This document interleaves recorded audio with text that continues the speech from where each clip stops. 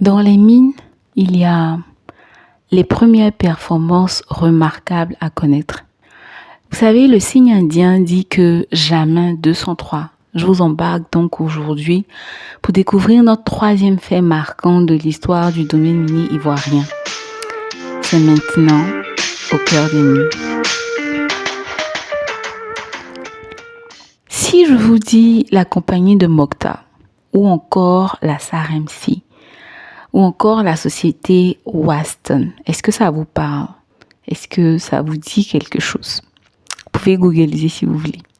Mais en attendant, moi je vais vous dire, ces entreprises minières en fait opéraient en Côte d'Ivoire depuis les années 1920 et même bien avant pour certaines. Elles exploitaient principalement le manganèse et le diamant. Et je voudrais mettre en avant principalement deux entreprises minières qui ont contribué à faire exploser en fait les différentes performances minières en 1965.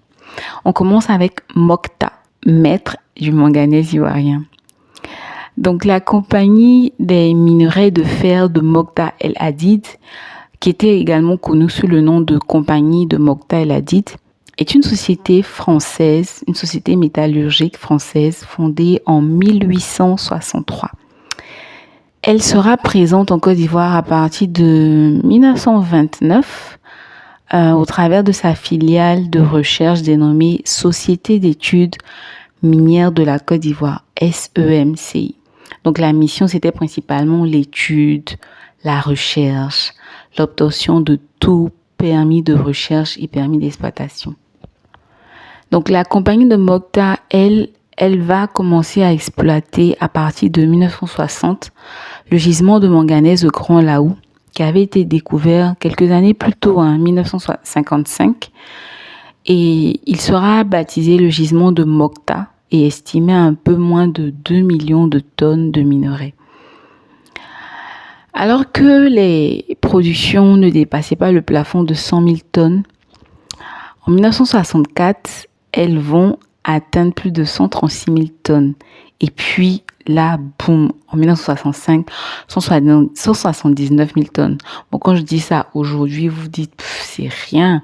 Mais dans ce temps, dans cette période-là, dans cette décennie-là, c'était vraiment énorme pour la Côte d'Ivoire.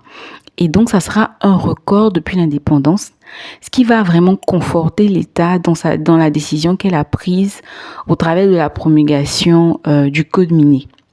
Deuxième entreprise, c'est une entreprise d'exploitation de diamants. Donc, avant l'indépendance, l'exploitation du diamant était assurée par 4 sociétés étrangères.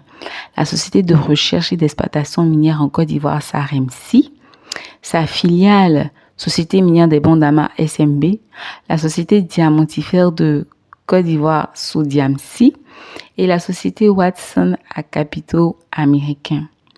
Donc, il faut savoir que SARMC exploitait principalement le gisement de Tortilla, principalement.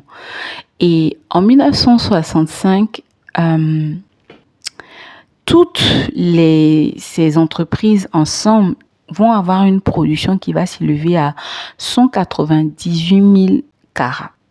Et SARMC à elle seule avait 171 000 carats. La performance était un record pour cette année et l'État était vraiment en joie et conforté de voir qu'elle avait pris les bonnes décisions à l'avance avec la création de la SODEMI et la promulgation du Code minier, ce qui allait permettre au pays de vraiment utiliser ces revenus-là pour bâtir la nation. Alors dites-moi, connaissez-vous une autre entreprise qui performait bien en 1965? Répondez en commentaire. Et merci de toujours me donner de la force en vous abonnant, likant et partageant. Et on se retrouve demain pour un autre voyage au cœur des mines. D'ici là, happy day, happy mining. Bye!